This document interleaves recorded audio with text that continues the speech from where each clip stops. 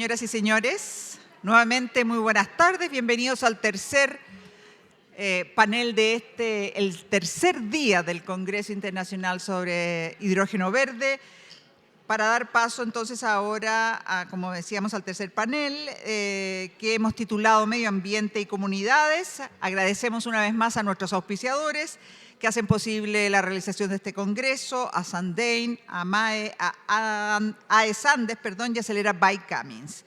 Pues bien, Medio Ambiente y Comunidades será moderado por Rubén Guzmán, jefe de Unidad de Evaluación y Análisis Económico del Ministerio de Energía, quien también, y en el marco justamente del Plan de Acción de Hidrógeno Verde del Gobierno, es quien lidera la línea de trabajo de sostenibilidad. Así que, sin más, recibimos con un gran aplauso a Rubén Guzmán.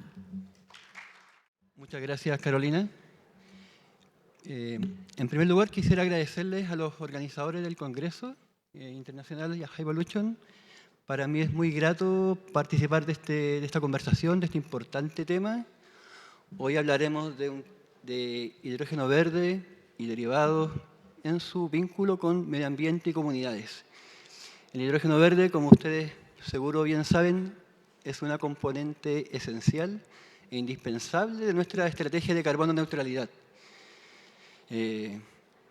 Carbono neutralidad que está en nuestra ley marco de cambio climático, que es nuestro compromiso internacional y a través del cual esperamos contribuir a esta importante lucha contra el cambio climático que nos está asolando. Ya hemos visto algunos estragos, lamentablemente, a la vez que descontaminamos nuestras ciudades al lograr desplazar los combustibles fósiles.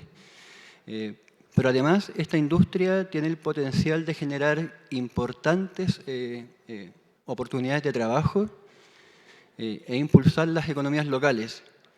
Pero antes de eso, debemos asegurar el asentamiento de esta industria de una forma equitativa, inclusiva y en necesaria y estricta armonía con el medio ambiente. Eso es lo que nos convoca hoy. Es un proceso complejo, sumamente difícil, una transformación que necesita de un esfuerzo grande de coordinación entre los distintos actores, que requiere mucha innovación para cumplir para llegar a una economía descarbonizada en una transición energética que tiene que ser justa, que tiene que contribuir a la prosperidad económica, a la equidad social y a la integridad ambiental. Para abordar estos temas muy importantes y complejos, tenemos un prestigioso y con harta experiencia de parte del panel. Invito al escenario a Jimena Ruz, directora ejecutiva de la Agencia de Sustentabilidad y Cambio Climático. Bienvenida.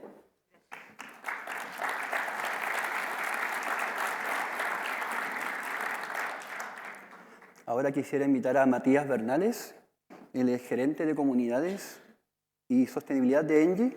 Muchas gracias.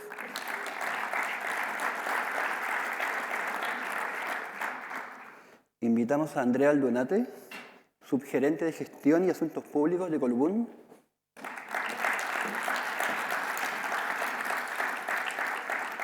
Ahora quisiera invitar a Ricardo Bochart, director para Chile del Fondo Mundial para la Naturaleza, WWF. Bienvenido. Y por último, invito al panel a Felipe Silva, gerente de desarrollo de nuevos negocios de Toyota. Muchas gracias. Y vamos a la conversación. Nuevamente, muchas gracias. Tenemos un gran marco de público.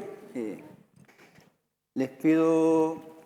Bueno, tengo una serie de preguntas dirigidas a cada uno de ustedes. Espero que no tomen más de 4 minutos en cada pregunta aproximadamente. Y partamos de lo más general hacia lo más específico, ¿ya? Ricardo, nuevamente, ¿qué solución nos aporta el hidrógeno verde y sus derivados a nivel global? Hola, buenas tardes. Mucho gusto estar acá. Este es un panel que va a hablar de comunidad y medio ambiente y es interesante decir que lo que voy a decir ahora no va a servir de nada cuando vayan al territorio. Pero igual es importante establecerlo, porque la verdad que el bien común en el territorio no sirve, pero sin embargo creo que los que estamos acá sí tenemos que tomarlo en cuenta. Entonces, este reporte que yo siempre lo invito a ver, es un reporte WF que se hizo en el 2010, salió en el 2011, o sea, hace 13 años, y fue el primer ejercicio global para ver si podíamos en el planeta vivir con 100% renovables. ¿Ya? WF, ustedes saben, es una de las organizaciones más grandes del mundo, tenemos presencia en 80 países y nuestra misión es que el ser humano viva en armonía con el planeta. Por lo tanto, y todas nuestras soluciones tienen que ser concretas. Entonces dijimos, bueno, si estamos promoviendo las renovables, tenemos que poder demostrarlo. Fue tan conflictivo dentro de WF que si ustedes lo ven, solo una sección tiene el logo de WF y otra no. ¿Por qué? Porque los biocombustibles, que era una gran tecnología, volvieron loco a la gente de las áreas protegidas. Dijeron, no nos va a quedar tierra. Pero como sea, en este panel se habla del hidrógeno en tres cosas. Tres cosas ya veía que eran muy difíciles de reemplazar. Transporte de larga distancia que no se puede subir al trenes, barcos o transportes navieros y aviones. 13 años después, a mí me parece muy interesante, hoy día lo que vimos en el panel y en general todas las otras aplicaciones que están saliendo y que ya WF las tiene internalizadas, ¿no es cierto? Y son importantes. Ahora, dentro de la conversación, los que van a las COP, ¿no es cierto? Que llaman 27 y siempre preguntan, ¿qué han hecho 26 veces cuando vuelvo? Estamos avanzando muy poco. Entramos en la COP de Egipto convencidos, ¿no es cierto? Ese fue el informe de los científicos. No estamos haciendo lo suficiente. Y sin embargo, es increíble lo que está pasando acá con el hidrógeno. ¿No es cierto? Solo 12 años cuando era simplemente un número, hidrógeno, habrá que ver cómo. Estamos hablando de créditos concretos por 150 millones de dólares, ¿no es cierto? Soluciones, innovación, y Chile está siendo parte del ejercicio. Pero el problema que tenemos, y lo vamos a conversar hoy día, y lo dejo anunciado, cómo insertamos estos proyectos que son grandes en los territorios, con las herramientas que tenemos en Chile, que son súper limitadas. El estudio de impacto ambiental no está dando el ancho para hacer este tipo de conversaciones, la evaluación estratégica no están dando el ancho, y las comunidades no es, generalmente, comunidades definamos cualquier persona, desde la persona que tiene una casa de veraneo gigante hasta una persona de muy bajo ingreso con agricultura de subsistencia, tienen una voz, y qué bueno que así sea. Muchas gracias, Ricardo. Sí, ahí nombraste ya un par de elementos como la evaluación de impacto ambiental, que no está dando el ancho. Quizás esa sea una de las respuestas que no sé, Matías nos puede proporcionar. Matías, según tu experiencia y tu punto de vista, ¿cuáles son los principales desafíos sociales y ambientales que la industria del hidrógeno verde tiene para los proyectos a gran escala en Chile? Hola, ¿cómo están? Buenas tardes, gracias por la invitación y por esta instancia. Sí, tuvimos una reunión el otro día que salen estos temas. Preocupaciones que nosotros vemos con este tipo de proyectos. Los proyectos de hidrógeno que se van a desarrollar en Chile en los próximos 10, 20 años son proyectos grandes, como decía Ricardo. Aquí estamos hablando de... Para hacer hidrógeno verde vamos a necesitar desarrollar los parques fotovoltaicos más grandes del país. 2.000 hectáreas de paneles en el desierto. Eso tienen, por su tamaño, impacto y debemos hacernos cargos de esos impactos desde el punto de vista social, desde el punto de vista ambiental. ¿Qué pasa con los temas arqueológicos? El tamaño del Estado para poder entregar todos los permisos que significa desarrollar proyectos de esos tamaños. Hoy día el hidrógeno tiene muy buena aceptación, muy buena llegada, muy buena prensa, pero nos vamos a pasar al próximo paso, que es la acción. ¿Cómo concretamos los proyectos sin saltarnos la ley? Porque nadie aquí está pidiendo que nos saltemos la ley. Sin hacer un camino más corto, trabajando con las comunidades, acercándonos a ellos, trabajando con comunidades de todo tipo, con comunidades indígenas, manteniendo y trabajando de la mano con las tradiciones. Entonces, el desafío aquí es muy grande. Todos hablamos de hidrógeno, nos entusiasmamos, vamos a ser líderes. y eso lo podemos dejar para más adelante, pero finalmente aquí vamos a generar energía que vamos a incluso poder exportarla en algún minuto, y vamos a entrar en discusiones complejas de se están llevando la energía a otro país.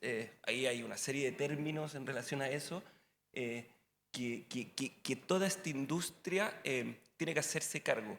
Si no lo trabajamos desde ya, nos vamos a encontrar en 10 años más con oposiciones durísimas, como está pasando hoy día en varias partes de Chile con los parques eólicos, como está pasando con los parques fotovoltaicos, y hablamos de cierre de unidad de carbón. En el caso de Engie, nosotros estamos cerrando, tenemos un compromiso de cerrar todo el carbón al año 2025, un compromiso extremadamente ambicioso, y para eso tenemos que desarrollar 2.000 megas o 3.000 megas de energía 100% renovable. Y ese desafío es incluso mayor. ¿Cómo logramos desarrollar toda esa energía? Cumpliendo con todos los estándares, trabajando con las comunidades. Entonces, aquí hay que trabajar desde ya en que en 10 años más los conflictos socioambientales no atenten contra esta industria, que es la industria del hidrógeno. Y para eso hay que planificarlo muy, muy, muy bien. Muchas gracias, Matías. Quizá hay una pregunta previa importante antes de abordar esos desafíos que ya se han mencionado por ustedes. Felipe, ¿por qué una empresa como Toyota decide apostar por el hidrógeno verde? Bueno, hola a todos, buenas tardes. Principalmente Toyota siempre ha tenido una visión hacia la mejora continua, es parte de nuestro ADN como marca. Y de paso, tener una visión hacia crear felicidad a todos los clientes Toyota que ocupan hoy día un auto. Pensando en eso, Toyota también tomó un compromiso con el medio ambiente hace varios años atrás. De hecho, en 1997 fue el pionero en introducir la tecnología de autos híbridos, autorrecargables, con la introducción de Prius. Y tomó un poco la aposta de cómo mejoramos o cómo tomamos el camino hacia la electrificación. Como decían, hay varios planes bastante ambiciosos que son muy difíciles de lograr sin tener transición en distintas tecnologías. Así fue que en el 2014 se lanzó el primer Mirai, que fue el auto a hidrógeno comercializado, que el año pasado logramos traerlo a Chile y homologarlo para poder circular en las calles. El fin de tener Mirai y aportar hacia la industria del hidrógeno es poder, por un lado, generar este consumo interno que permita generar esta infraestructura necesaria, no solo pensando en autos, sino pensando en grúas, horquillas, camiones, buses, que puedan ir complementando el desarrollo de esta infraestructura. Y si bien, como mencionaban, también generar que este recurso, que tenemos un potencial gigante, pueda ser utilizado en Chile, aparte de ser exportado, sino que no se vaya todo hacia afuera. Paralelamente, ese compromiso lo estamos llevando más allá. Este año, hacia fines de año, ya vamos a tener la primera planta que va a producir hidrógeno verde en nuestra casa matriz en Pudahuel, lo cual va a ser también bastante interesante en poder mostrar esto y acercarlo de una manera tangible, un producto que funciona en base a hidrógeno y tiene un potencial gigante para reducir las emisiones de CO2. ¿Cómo se ha relacionado Toyota con las comunidades en base, por ejemplo, a ese proyecto que mencionas? Claro. Ahí con comunidades nosotros siempre tratamos de buscar distintas maneras. Creemos hacia carbono neutral no solamente ir directamente a lo que es el auto per se o la venta de un auto, sino en cómo acercarnos con distintas acciones. Por ejemplo, en eso tomamos acciones como poner lugares de reciclaje en la comunidad, donde está ubicada la planta en Pudahuel. Tomamos iniciativas hace un año de eliminar los lavados de servicio en los talleres cuando llevas el auto a mantención, por un lavado en seco, lo cual logró el año pasado reducir el uso de agua en más de 10 millones. También tomando iniciativas como paneles fotovoltaicos, el 70% de la energía de nuestra planta viene asociada a ese tipo de energía renovable.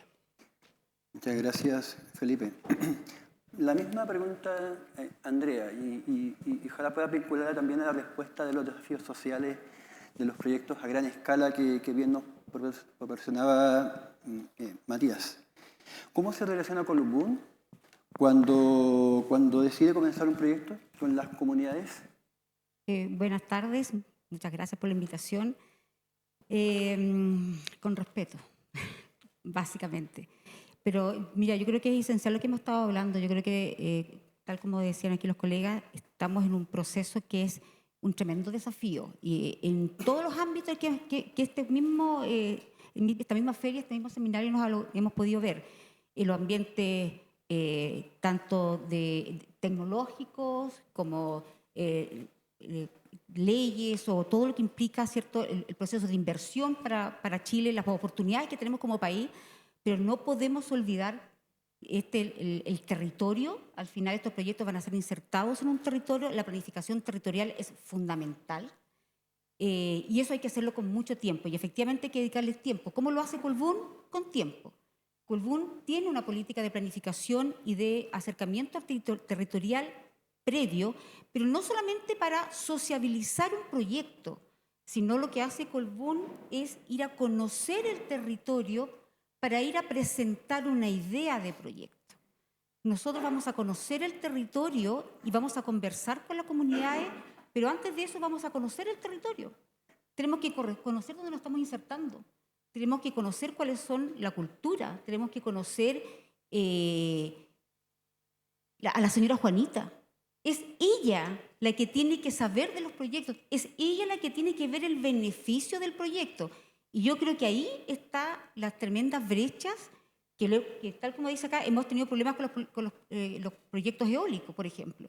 Que efectivamente la gente de a pie, la gente que se ve directamente influenciada o se ve afectada o impactada por un proyecto, ya sea en su construcción o en su operación, es la persona que está viviendo o está al lado del proyecto. Esas personas no las podemos olvidar. Y por lo tanto, todo lo que hemos hablado acá del desarrollo económico del país, que es súper válido hacerlo y tiene que estar, tiene que bajar. Esa persona tiene que ver ese beneficio. Tenemos que buscar, en este tiempo que tenemos de 10 años, tenemos que buscar esa forma. Eso nos va a facilitar la inserción del territorio. Y Colbún lo que hace justamente es eso, es ir, respetar eso, conocer pertinencia territorial. Tenemos que conocer a nuestros vecinos, tenemos que co-desarrollar. Cuando hablamos de co-desarrollar, yo voy y le planteo una idea. Yo no le voy a presentar un proyecto, yo le presento una idea. Dime, le saco la sal, le coloco la sal. ¿Qué te parece? ¿Qué no te parece? Perfecto, vuelvo. Eso me lo da el tiempo. Eso me permite tener una tramitación ambiental también más acotada, porque si no, nos volvemos con procesos de tramitación ambiental súper extensos y al final no estamos logrando lo que hemos estado trabajando como país durante mucho tiempo. Muchas gracias, Andrea. Me gustaría contrapreguntarte, pero antes le haré la misma pregunta a Matías. También, ¿cómo ENGIE se relaciona con las comunidades cuando decide o tiene en mente hacer un proyecto?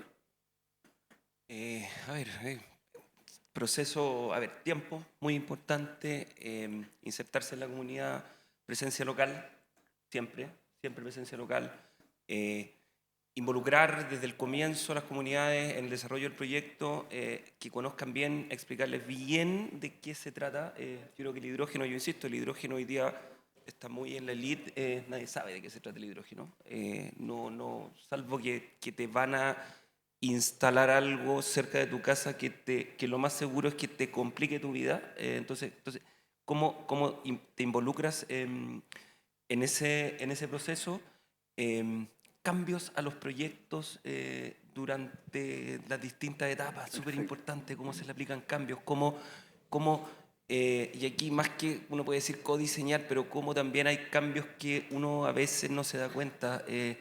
Somos muy grandes, nuestras empresas, aquí está Colbún, está Toyota, está Engie, somos empresas grandes. A veces nos cuesta darnos cuenta de lo que estamos instalando. Entonces, por tanto, tenemos que generar una estrategia única para cada proyecto que sea hecha a la medida, y eso puede sonar a cliché, todo lo que quieran, pero finalmente es la forma en la cual vas a poder darte cuenta no solamente de los impactos declarados, sino que de los percibidos por parte de la gente.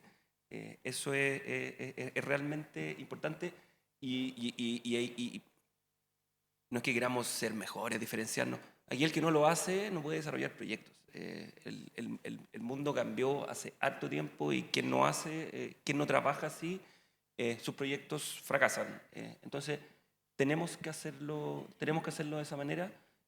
Quita tiempo, dinero, horas, muchas horas, pero finalmente logras desarrollar e instalarte, no solamente porque esto no es apostar a tener el permiso, la resolución de calificación ambiental y operar. Tú te instalas ahí por 30 años. Entonces tienes que trabajar por esos 30 años en conjunto con todos tus vecinos y con toda la comunidad. Perfecto, muchas gracias. ¿Se entiende la respuesta ante la pregunta que les voy a hacer, pero se las quiero hacer igual? ¿Esos procesos son incidentes? En cuanto a la respuesta de la gente, la respuesta de las comunidades, ¿tiene la capacidad de incidir en el diseño del proyecto? Cada día más. Cada día más. Sin duda. Cada día más. Y súper pertinente muchas veces las opiniones, absolutamente.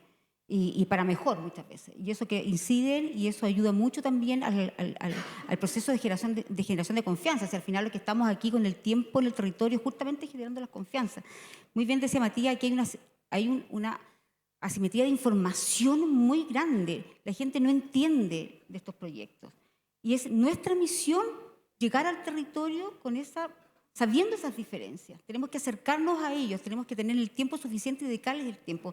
Y también escuchar. Y para eso, efectivamente, se puede dar perfectamente el recoger esas opiniones y muchas veces, como te digo, son muy, muy bien acogidas. De todas maneras. Quedó súper claro, muchas gracias. Matías. Está súper claro, de acuerdo. Perfecto.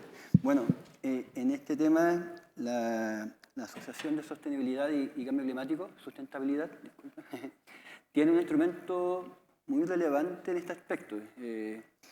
Jimena, ¿qué son o puedes explicarnos a los que no lo conocen, qué son los acuerdos voluntarios de participación temprana y cómo este instrumento permite que los proyectos sean más inclusivos, sean más sostenibles?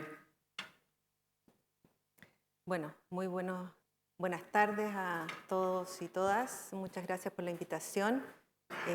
Sí, efectivamente, la Agencia de Sustentabilidad y Cambio Climático cuenta con un instrumento que lo piloteamos hace algunos años atrás con 7 proyectos de inversión y nos permitió generar un estándar, un protocolo de participación temprana, es decir, participación previo al ingreso al sistema de evaluación de impacto ambiental de dicho proyecto. Hoy día estamos también a puertas de partir con 2 proyectos de hidrógeno verde, así que yo creo que ese es motivo de nuestra invitación acá. Pero ahí estamos de alguna manera viendo que estamos modificando la escala de nuestros 7 pilotos. Estamos hablando de megaproyectos, proyectos con impactos relevantes en biodiversidad, en infraestructura, en requerimiento de servicios, en modificación de paisajes, etc. Y nos presenta un nuevo desafío. Este instrumento, en Chile existían experiencias de instrumentos de participación temprana, todos como casos específicos, y lo que nosotros estamos trabajando fuertemente con la mesa de hidrógeno verde que tiene el Estado, somos parte de una de las tantas mesas, para que este instrumento pueda escalarse y no solo a la industria del hidrógeno, sino que a otras industrias, a otros proyectos de inversión que se quieran instalar. ¿Qué nos motivó? Nos motivó los crecientes conflictos socioambientales que cada vez están teniendo mayor relevancia, afectando a las comunidades, afectando los proyectos de inversión, ya se dijo, hay atraso, hay dilación, y este instrumento lo que establece es un paso a paso de cómo hacer una buena participación temprana, ¿ya? El rol de la agencia es un rol garante, es un rol de apoyar que el proceso de facilitación se haga de acuerdo a este estándar que está definido y posterior a eso se certifica y esa certificación es parte de uno de los documentos que ingresa al sistema de evaluación de impacto ambiental. En este proceso, que dura entre 6 máximo 12 meses, ¿ya? Se produce una serie de etapas que ustedes ya las mencionaron: acercamiento con la comunidad, con los autores locales, definición quiénes son esos actores clave, lograr acuerdos, escuchar a la comunidad, generar confianza, hacer en simple, explicar en simple esas asimetrías de información que existen de tal manera que la comunidad pueda entender la envergadura y de qué estamos hablando, y por otro lado pueda aportar con su conocimiento local a mejoras en el proyecto mismo, tanto el diseño, las inversiones. Aquí el requisito es que sea en una etapa temprana, es decir, mucho antes del ingreso al sistema de evaluación de impacto ambiental. Y bueno, y esperamos que tenga éxito y que esto sea parte de la futura reglamentación y siga en el ámbito de lo voluntario. Eso es lo que a nosotros nos interesa, que sea un instrumento en que las empresas puedan adoptar y que una vez auditados, ¿ya? Por terceras partes, registro que llevamos nosotros, puedan de alguna manera demostrar que lo hicieron y que lo hicieron bien. Existen 2 proyectos, decías, de hidrógeno verde que están participando de este instrumento. ¿Cuáles son? Son 2 proyectos, los 2 en la región de Magallanes, una en la comuna de Primavera, que tiene que ver con una planta de hidrógeno verde, principalmente amoníaco verde, ¿ya? Y un segundo que está en la comuna de San Gregorio y tiene parte de otra comuna también y que tiene que ver con combustibles neutros o bajos en carbono. ¿Ya? Son los 2 proyectos que estamos partiendo con esta participación en el mes de agosto de este año. Perfecto, muchas gracias. Ha sido interesante la conversación. Volviendo un poco a Toyota, ¿cómo ha sido la experiencia de Toyota en otros países? Por ejemplo, en la incorporación del vehículo del Toyota Mirai. Bueno, ahí ha sido bastante interesante o gratificante ver algunos proyectos que se han ido desarrollando en distintas partes del mundo. Ahí entre esos proyectos puedo contarles un poco lo que pasa hoy día en París, en los aeropuertos de Charles de Gaulle y Orly, donde hoy día existe una flota de 600 autos a hidrógeno como taxi, la movilidad de los pasajeros. No necesariamente son todos Toyota, lo cual también es muy positivo en que más marcas participen y que ha logrado que se vaya generando esta infraestructura necesaria para ir democratizando la tecnología también y darle ese conocimiento a las comunidades. También paralelamente en España también hay un proyecto con Cabify donde hay 10 unidades disponibles en Madrid donde circulan dentro de la ciudad, también dando este aporte dentro de la movilidad sostenible. Y también en otros países como en Canadá, donde también a través de la aplicación de Toyota, que es una aplicación de movilidad que se llama Kintoster, permite arrendar estos autos a hidrógeno y también acercarlos a las comunidades, también desarrollando esta infraestructura que es la mayor dificultad que tenemos hoy día. Perfecto. ¿Qué otras medidas fuera del Toyota Mirai está implementando Toyota como estrategia de carbono neutralidad que mencionabas anteriormente? Ya, sobre carbono neutralidad, ahora hay varios proyectos. Yo creo que, como mencionábamos acá en el panel, hay 2 temas súper importantes. Uno es los retrasos que hay y lo otro lo ambicioso de repente de las metas. Realmente se habla mucho del caminar hacia la electromovilidad en un corto plazo. Eso tiene muchas dificultades por materia energética, capacidades de generación de energía, etcétera, pero también por la producción de litio que se necesita para generar un auto eléctrico 100%. Como dato referencial, por ejemplo, por una batería para un auto eléctrico equivalen a 100 baterías de autos híbridos. Autos híbridos que disminuyen las emisiones en un 30% y podrían beneficiar a 100 personas versus un solo auto que generaría que los 99 autos restantes seguirían envejeciendo y contaminando más. De cierta manera, es un camino que se puede acelerar, que podemos tomar una acción rápida, ya que eso no necesita la infraestructura, y puede generar la reducción de las emisiones desde ya. Yo creo que hablamos mucho de estos proyectos ambiciosos, el 2030, 2035, carbono neutral 2050, pero para llegar a ese camino hay harto que recorrer. Entonces, de cierta manera, también las políticas públicas están muy enfocadas en estas metas ambiciosas, pero dejan de lado estas transiciones que sí pueden aportar a la reducción de CO2. Muchas gracias, Felipe.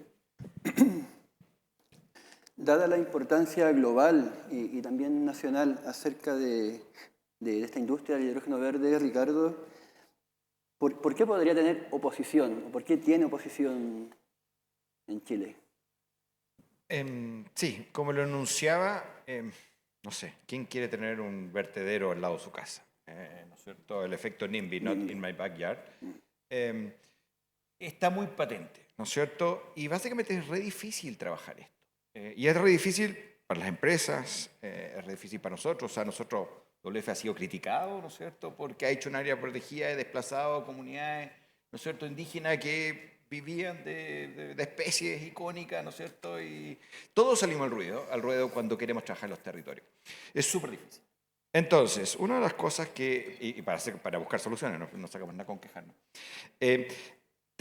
una de las cosas que es muy difícil para las empresas es que tienen que salir del sitio. Y significa que tienen que hablar con otras empresas, ¿no es cierto? Y a veces siempre he tenido la duda, hasta en las leyes antimonopolio, si les permiten hablar estas cosas o no. Entonces, pero la gente, si hay un aerogenerador de la empresa A y la B al otro lado, no sabe cuál es cuál.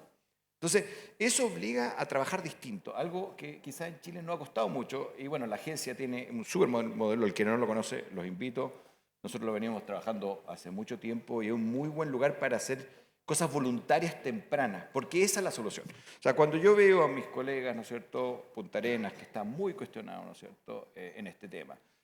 Recordemos que es una asociación o gente que se ha juntado para oponerse a la salmonicultura, por lo tanto, miren esa industria, porque ahí casi son los mismos actores, se repiten, es básicamente cómo se interviene en lugares pristinos, bajo qué condiciones, y aunque sea una operación de mínimo impacto, va a tener impacto.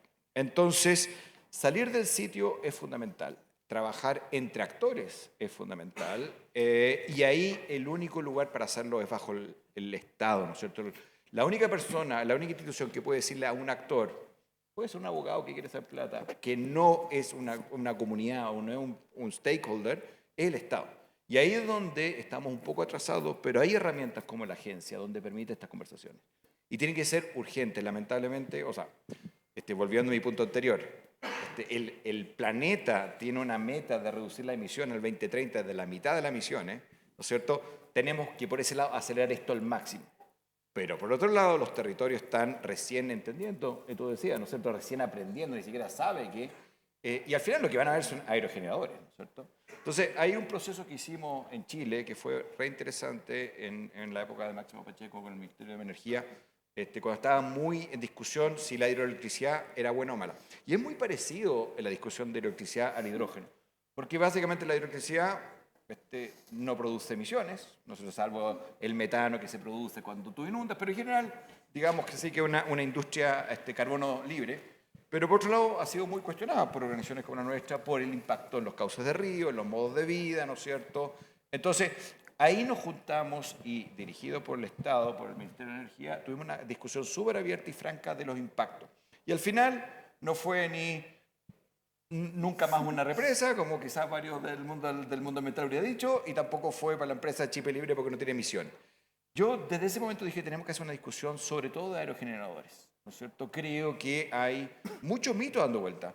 No sé, en la planta de salinización hablo con una persona que respeto mucho y me dice, no, la salmuera puede llegar a 25 kilómetros. Y otro experto que también respeto mucho me dice, a 2 metros ya no hay impacto a la salmuera. Entonces, en los aerogeneradores también nos ha escuchado de todo, desde que mata a todos los pájaros a comparado con los pájaros que mueren en las parcelas agrado, no es nada. Entonces, tenemos que ponernos de acuerdo en los impactos. Y bajo ese aspecto, ¿no es cierto? Y esto tiene que ser una mesa convocada por el Estado. Bajo ese aspecto podemos llegar a las comunidades y decir, mira, acá hay estos son los grandes impactos, grandes, chicos, medianos, esto se puede mitigar, esto no, y tenemos una discusión informada, ¿no es cierto? Donde podremos con datos decir, oye, no, pues se mueren todos los murciélagos, se mueren todos. Pero los murciélagos vuelan y ahí nos vamos poniendo de acuerdo. Y con eso, entonces, sobre ese hay un marco de un estudio ambiental. Para mí es fundamental ese paso. Tenemos que, sobre todo en el territorio de la Patagonia, ¿no es cierto?, tenemos que conversarlo. ¿Cuántos megas puede haber? ¿Cuál es la capacidad de carga?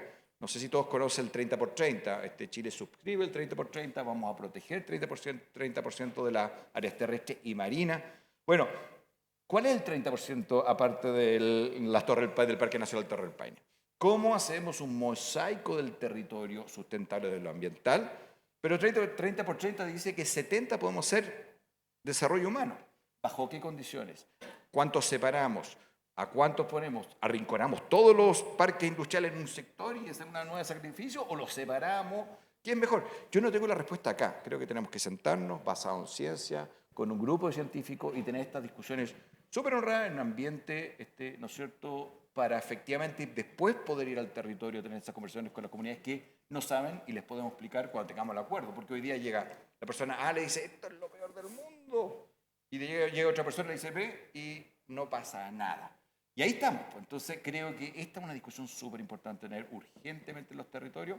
La agencia tiene un lugar para hacer estas conversaciones. Hoy día estamos mucho más descentralizados. Pero sobre todo a mí me preocupa el sur, la Patagonia, más que la zona norte, que creo que tiene otras dinámicas sociales. Bueno, WWF tiene como área prioritaria el sur de Chile, ¿cierto? No hacia el norte. Sí, lo que pasa es que ¿Cómo hace esa distinción? WWF se estableció en Chile porque, no sé si se acuerda el mapa, pero en la zona norte, ¿no es cierto?, latitud 42, 44, está todo Rusia y Canadá, son los países grandes del mundo. En el hemisferio sur solo hay 3 puntitos que salen. La Patagonia chilena, donde está el bosque templado, los bosques templados, Tasmania y Nueva Zelanda. Entonces, estos son 100 kilómetros acá, 100 kilómetros acá y 100 kilómetros allá. Eso es todo lo que hay de bosque templado en el hemisferio sur. La WWF nace con el mandato de proteger este territorio y su proyección marina. También, ¿no es cierto?, donde tenemos la afluencia de la corriente Humboldt con la corriente de la Antártida y ahí tenemos una de las zonas de alimentación más importantes de cetáceos del mundo. Y entonces ese es el mandato. Y ahí entonces nuestro trabajo es, bueno, como nuestra misión es que el ser humano viva en armonía con el planeta, cómo interactuamos con los impactos ambientales de las personas, para que hay que alimentar 8 billones de personas, hay que dar energía y todo eso, dentro de, sin destruir estos ambientes, y no necesitamos mantenerlos pristinos. Queda súper claro, Ricardo. Jimena, una consulta. ¿Qué garantías entrega a las comunidades y a las empresas también este instrumento de acuerdo voluntario de participación temprana? A ver, lo primero es que la Agencia de Sustentabilidad toma un rol un poco, por decirlo, garante de este proceso, en el sentido de que está supervigilando que se cumpla este estándar y este protocolo de relación comunidad-empresa. Y para ello hay ciertos hitos que ir cumpliendo y ciertas metodologías de levantamiento de la información, de definición de actores clave, ¿ya? Por lo tanto, va asegurando y va formando un clima de confianza con la comunidad, ¿ya? Eso es lo primero. Aquí es importante que tanto, bueno, el privado que esté interesado, por una parte, pero por otro lado, los actores clave de la comunidad también tienen que estar interesados en hacer este proceso, ¿ya? Porque es un diálogo inclusivo, confianza, transparencia, información. Y en este proceso hay actores clave, y uno de los actores clave, además de la empresa, de la comunidad y todos los actores que se hayan definido como grupo de interés, está el equipo de facilitación. Ese equipo de facilitación es un profesional experto que está registrado, que tiene ciertas competencias, ¿ya? Que es evaluado permanentemente por nosotros y por los distintos actores que participaron del proceso, pero además ese facilitador está acompañado de un profesional técnico que es capaz de explicar en simple el proyecto a las comunidades. Y en caso de conflictos, se suma un mediador, ¿ya? Capaz de solucionar el conflicto si es que no se llegan a acuerdo. Esto no significa que siempre se llegue a acuerdo, ¿ya? Pero sí el proceso te va entregando lo mejor, digamos, de lo que es el proyecto, las posibilidades para que ese proyecto sea incorporada a las inquietudes de la comunidad, ¿ya? Y se genera una confianza desde el minuto que hay este grupo facilitador que está generando confianza y está generando transparencia en el proceso, y no es la empresa la que está haciendo el proceso, sino que es un tercero, que está haciendo esa... Un tercero que tampoco el Estado. Que es registrado por nosotros y que está siendo evaluado permanentemente por todos para ser parte de este registro y tener la capacidad de facilitar. Aprovecho de decir que el registro está abierto, acabamos de modificar, así que aquellos facilitadores que estén aquí presentes y que quieran incorporarse, felices de que sean parte de esto. Y pregunta, ¿el proceso lo ¿Lo paga la empresa? ¿Lo paga, me imagino? El proceso lo paga la empresa, pero con este punteo o estándar o protocolo que debe cumplir, ¿ya? Y con observadores que somos nosotros. Perfecto. Muchas gracias, Jimena. Matías, ¿qué le falta a las empresas, de acuerdo a tu opinión, y a las autoridades para agilizar esta industria del hidrógeno verde en Chile en el corto plazo y en particular para establecerla y asentarla en armonía con el medio ambiente? Luego le haré la misma pregunta a Andrea. A ver, sí, qué bueno que entremos en temas ambientales también, que es un temazo. Ahí Ricardo algo esbozó. Está súper difícil desarrollar proyectos en Chile. Eso yo no estoy diciendo que sea bueno o que sea malo. Está difícil, es una situación. El sistema de evaluación de impacto ambiental, como está hoy día trabajando, los últimos 2 gobiernos, 3 gobiernos han tratado de cambiarlo y no se ha logrado. No, eso no ha pasado.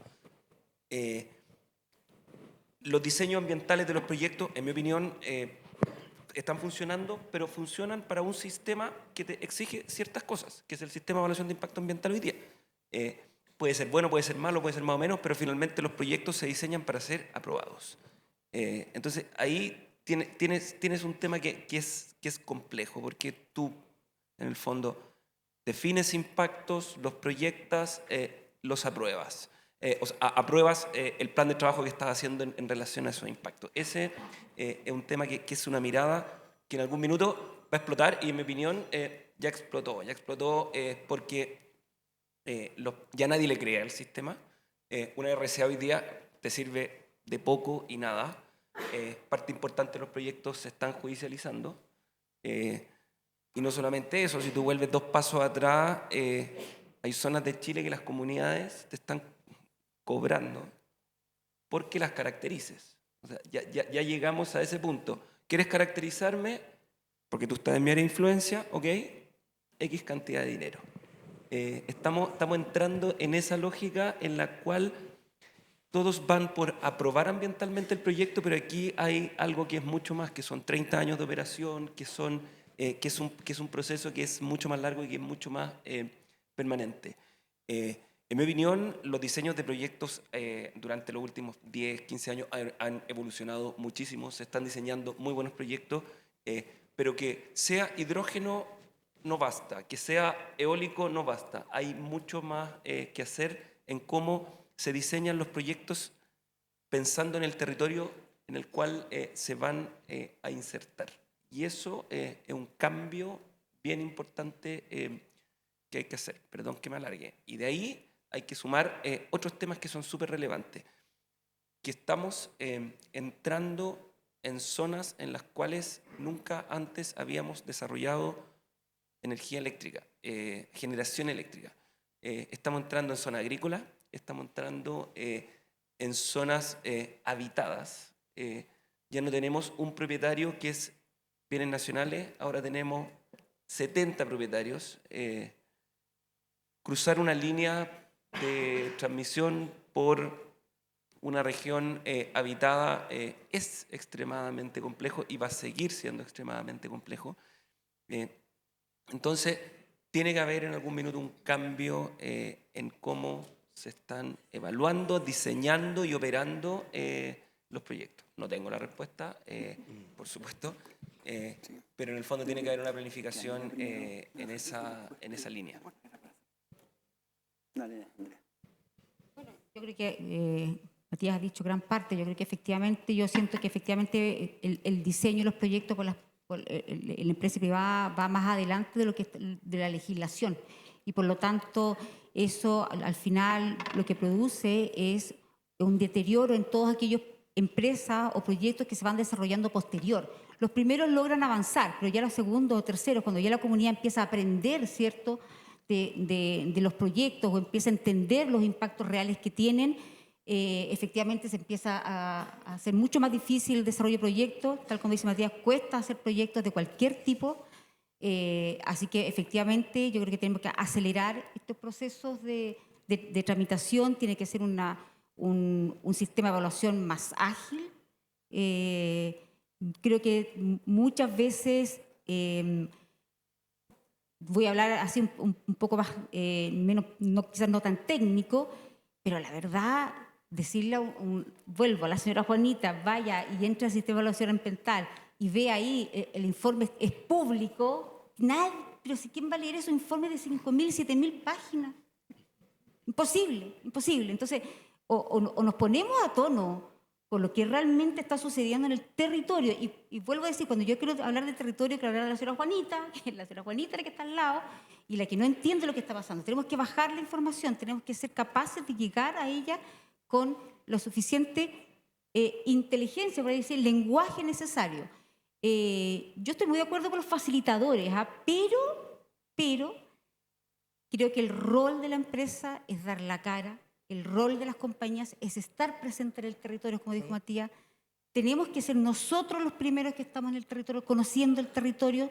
Somos nosotros los que tenemos que estar con nuestros ingenieros. Nuestros ingenieros tienen que salir al territorio a conocerlo primero antes de diseñarlo.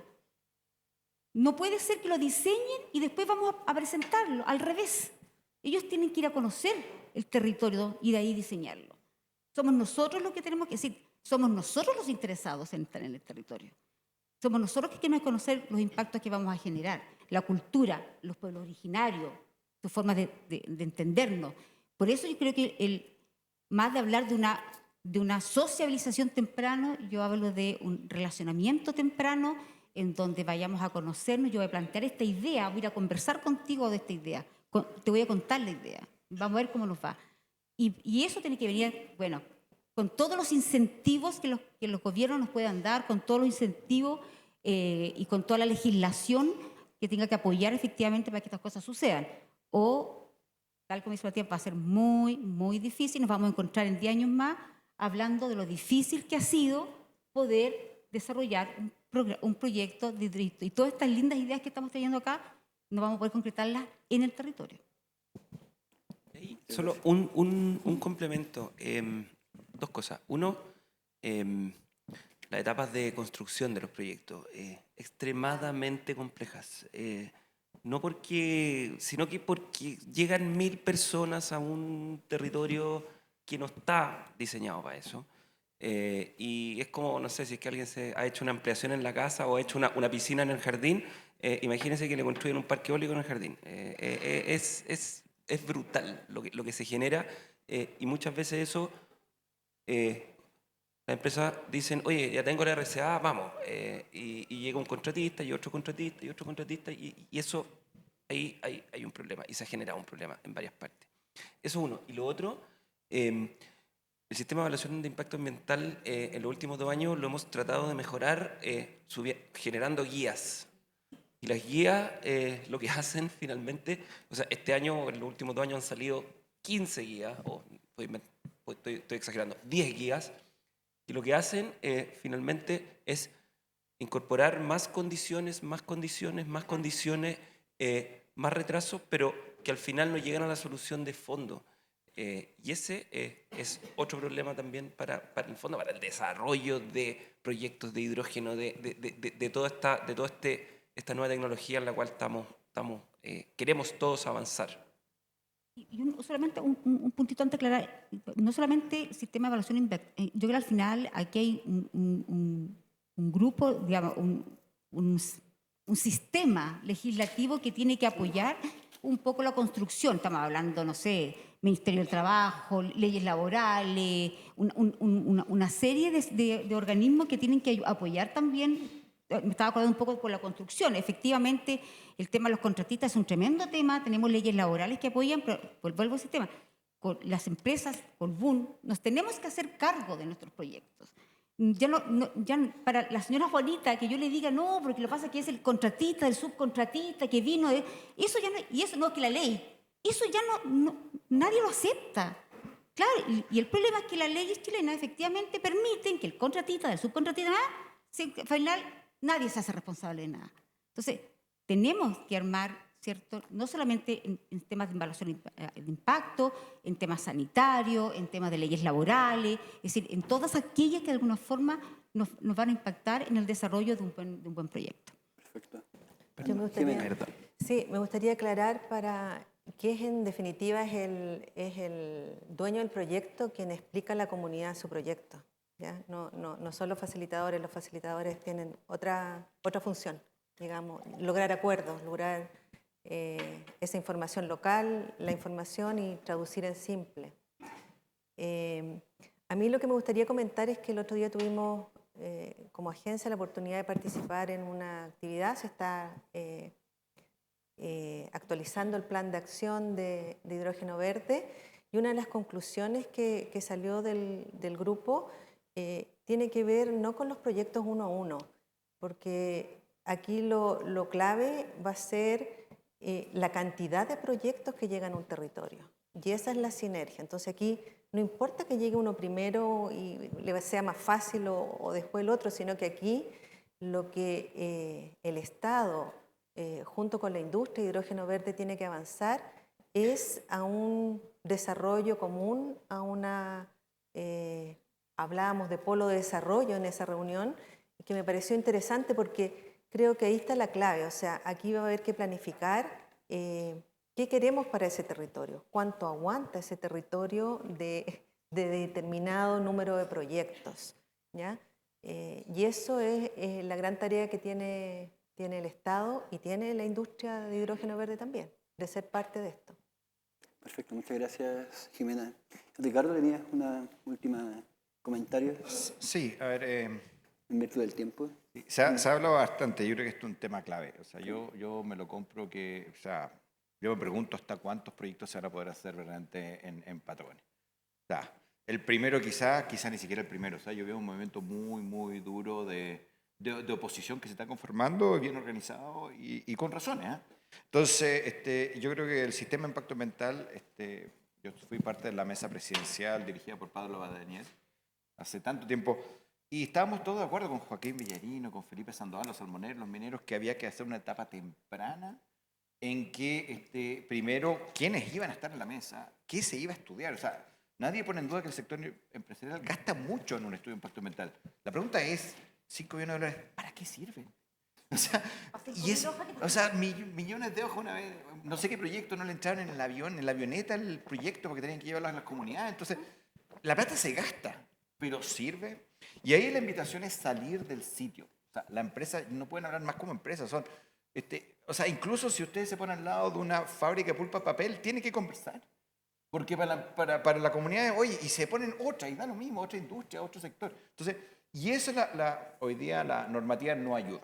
¿Ya? El sistema de impacto ambiental no ha dado pasos y hoy día le exigen a la empresa llegar con la fundación ya diseñada por el ingeniero. Entonces, al final lo que llega a la empresa es querer el cerco rojo o amarillo, porque eso es lo único que me queda flexible. O sea, no dónde va la fábrica, se va a la derecha, va arriba. Pregúntale a Arauco nomás con su planta, ¿no es cierto?, en Mafil. Lo querían poner cerca del mar, nunca quisieron estar arriba, agua arriba, ¿no es cierto?, de un humedal que todos sabíamos que era hiperfrágil y que se sabe que se va a secar en 50 años más porque se produjo el terremoto. Entonces, pero la normativa está acá. Y un poco lo que digo es, ¿qué hacemos hoy? O sea, nosotros el gobierno va a sacar una nueva propuesta de estudio de impacto ambiental, pero los plazos nos dan para la industria del hidrógeno. Lo planteo acá. Bueno, en el fondo, o sea, las oportunidades creo que han quedado súper claras. No vino los 3 días, pero me queda claro y así abrí. O sea, acá hay unas tremendas oportunidades, el mundo lo necesita. Cuando me pongo mi sombrero de WF mundial, ¿no es cierto?, porque yo coordino todas las alianzas para la acción climática globales, necesitamos el hidrógeno y mañana necesitamos los autos, necesitamos la movilidad, necesitamos las transiciones, autos de transición, todo nos encanta. Pero cuando vamos a Chile, al territorio, yo veo que no vamos a salir. Entonces creo que hay herramientas como el Ministerio de Energía, convocar una discusión para hidrogeneradores, puede ser algo súper concreto, rápido. Creo que dentro de la agencia hacer algunos procesos más allá del sitio, creo que es concreto. Hablar con los gobernadores, hoy día nos hemos descentralizado bastante, que convoque una mesa. Y ahí la ciencia es quién está en la mesa. Yo creo que tenemos que tomar esto súper en serio, porque si no, todo lo que se habló antes no va a pasar, o por lo menos no en el sur. Es que la señora Juanita, pero también la señora Juanita tiene que estar representada, pero no puede estar toda la señora Juanita al territorio. Porque en el fondo al final es una conversación, van, ustedes mandan a alguien, toman ¿qué quiere señora Juanita? Bla. ¿Entienden? Y si uno dice yo quiero A y el otro dice Z, ¿qué haces? Tenemos que buscar, Bueno. tampoco no tengo la solución, tampoco la tengo. O sea, tenemos que buscar la forma de que efectivamente esa señora Juanita tenga o vea los beneficios. Por ejemplo, no puede ser que, por ejemplo, las CUO, todos los que tenemos CUO y estamos haciendo, pagando arriendo por las CUO, son para el Fondo de Desarrollo Regional.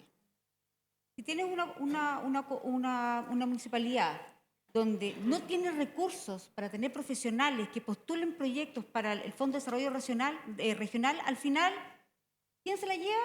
Las comunas más grandes, las municipalidades más grandes. Y por lo tanto, la pequeña, la que justo está al lado tuyo, no recibe esos millones de dólares que tú estás pagando por la CUO. Entonces, se vuelve el mismo círculo.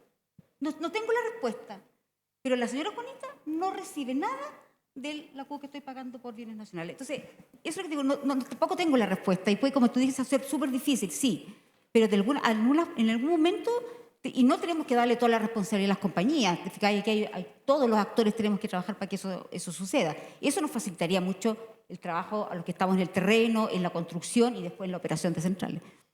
Pero ahí... Matías, disculpa, en ahí solo virtud del un tiempo, comentario. sí, solo me voy a dar 2 minutos para que den un mensaje final a cada uno de ustedes. En 2 minutos, por favor, porque podríamos estar todo el día acá conversando. Entonces, en 2 minutos, un mensaje final para concluir la conversación y cerramos el panel. ¿No? No.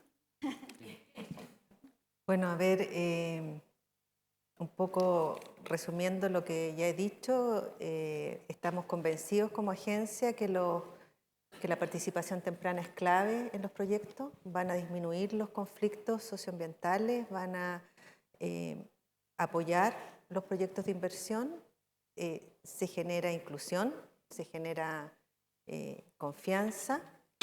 De alguna manera, lo que estamos tratando de hacer es poner a disposición un instrumento que está validado nacional e internacionalmente con los más altos estándares, ¿ya? A disposición de las empresas de Chile, porque aquí cada uno lo puede hacer, pero lo puede hacer distinto. Y lo que queremos es establecer un criterio de hagámoslo bien. No necesariamente nosotros tenemos que estar en todas, pero sí podemos certificar que ese proceso se hizo bien. Entonces aquí estamos poniendo un instrumento que es muy simple, en el sentido de dar todas las posibilidades para generar este desarrollo productivo sostenible que quiere el país de una forma temprana e incorporando a las comunidades desde un inicio. Muchas gracias. Matías. Sí, a ver, este es el futuro, el hidrógeno, el futuro de la energía. Chile tiene un potencial gigantesco.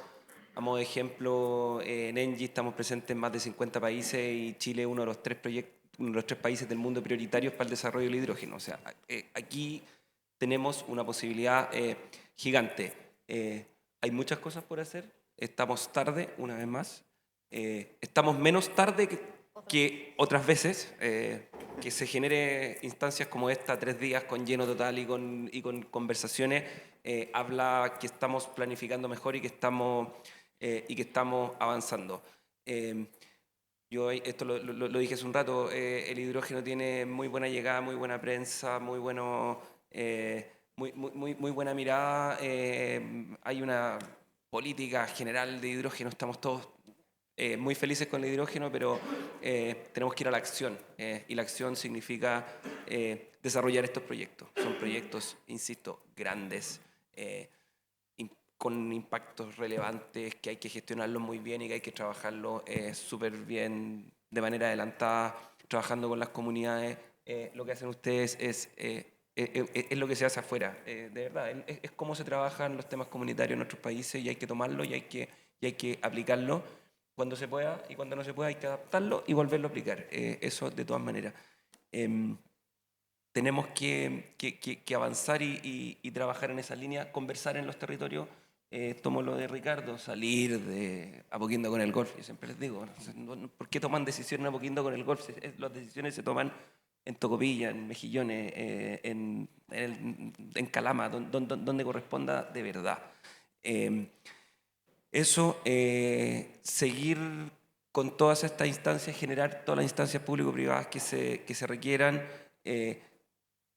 compartir con las comunidades, eso es la instancia. ¿Cómo hacemos para que la señora Juanita le llegue? Bueno, pongámonos de verdad. ¿Qué porcentaje de tu inversión va a ir a la comunidad local? ¿Cómo la vas a distribuir? ¿Cómo vas a generar una gobernanza para que ese porcentaje durante los próximos 30 años esté ahí? Para que el hijo de la señora Juanita, ojalá que no se vaya, porque generalmente se va cuando es una lata, para que el hijo de la señora Juanita tenga mucho más oportunidades que la que tuvo ella, porque tú estás ahí. Esa mirada todavía falta, porque uno dice, no, yo pago mis impuestos, pago mis patentes. No, eso no le va a llegar. Lo que tú pongas ahí, porque tú te estás instalando ahí, es lo que le va a llegar. Y hay que trabajar así, si no, estamos fuera. Muchas gracias, Felipe. Matías. Bueno, yo creo que Matías ha dicho gran parte de lo que pensamos en general. La generadora Colbún es una empresa chilena, 37 años ya en Chile, y tenemos amplia experiencia en desarrollar, construir y operar centrales de distinta tecnología. Y dentro de ellas las grandes, que son las de embalse, ¿cierto? Y por lo tanto tenemos harta experiencia en trabajar en lo rural, que al final es ahí. Por eso yo hablo de la señora Juanita, porque al final nos damos cuenta que ahí es donde están los dolores. Y ahí es donde efectivamente nos encontramos cuando, claro, como decía Matías, no sacamos nada con tener una RCA, listo, salimos de la tramitación, después de un tremendo proceso largo, y llegamos al territorio y nos empezamos a encontrar con todos los tremendos problemas que estamos generando, porque no se hizo un desarrollo o no se hizo un diseño adecuado, donde no estaban claros, como por ahí también hablamos de los impactos, no estaban claros los impactos que se iban a tener. Bueno, y al final se empieza a transformar esto en, ya no en 4 años, sino que en 5 años, en 6 años, y que no hay algún proceso judicial, etc.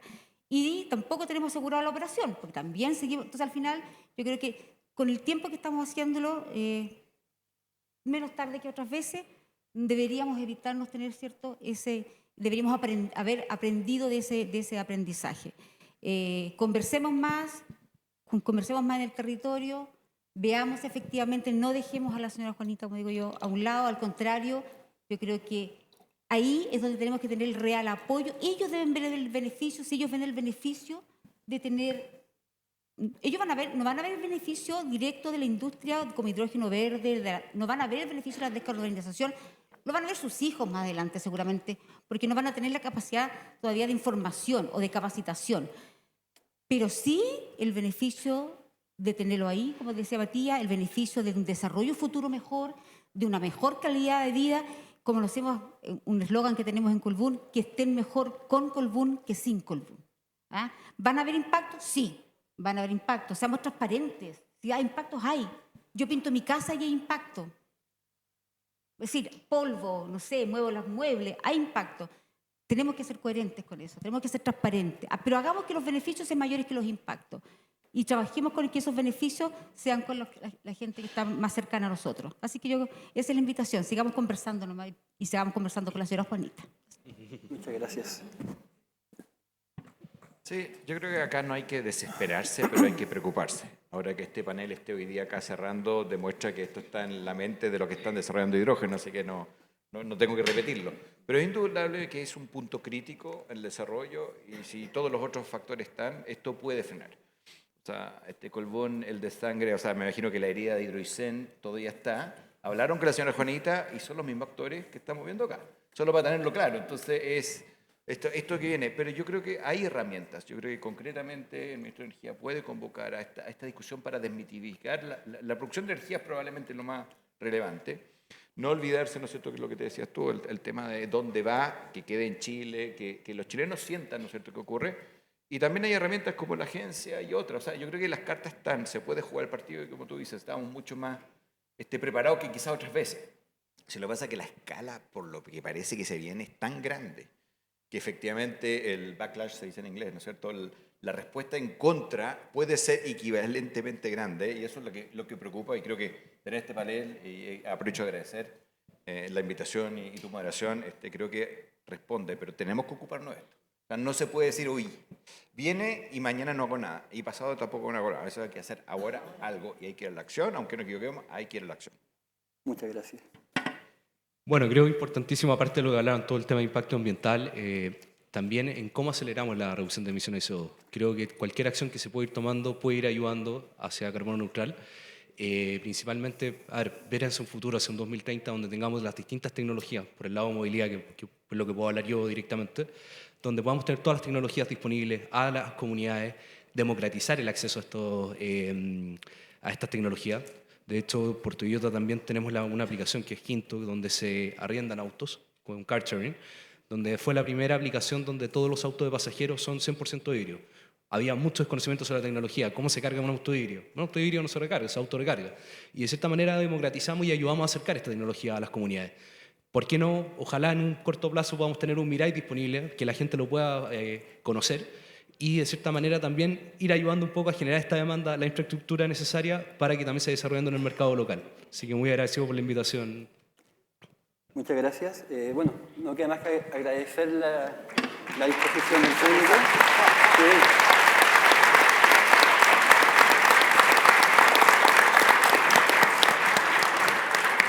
De parte, quería comentarles que en el marco del Plan de Acción de Hidrógeno Verde que estamos llevando y en particular desde la línea de sostenibilidad y valor local, estamos considerando, como bien decía Jimena, estamos considerando cada uno de los elementos que han mencionado, evaluación de impacto ambiental, cadena de pago, el tema de los EPC, efectivamente. Estamos levantando acciones y a todo nivel, talleres ciudadanos, a nivel interministerial, porque las competencias que están acá involucradas abordan toda la gama de las carteras ministeriales. Estamos también trabajando de manera muy cercana con las regiones, con las comunidades, no desde Santiago. Entonces, solo eso, darles la tranquilidad de que queremos generar acciones concretas para el corto plazo, no para 10 años más, sino que para ahora, agilizar esta industria, pero como lo hemos dicho bastante, en armonía con el medio ambiente y con las comunidades. Eso. Muchas gracias. Muchísimas gracias a Rubén Guzmán por esta moderación, a cada uno de los integrantes. Ahora es momento para el almuerzo y regresamos a las 15 horas con el último panel titulado Capital Humano, el vínculo entre las trayectorias formativas de talento para la industria H2B. Les esperamos.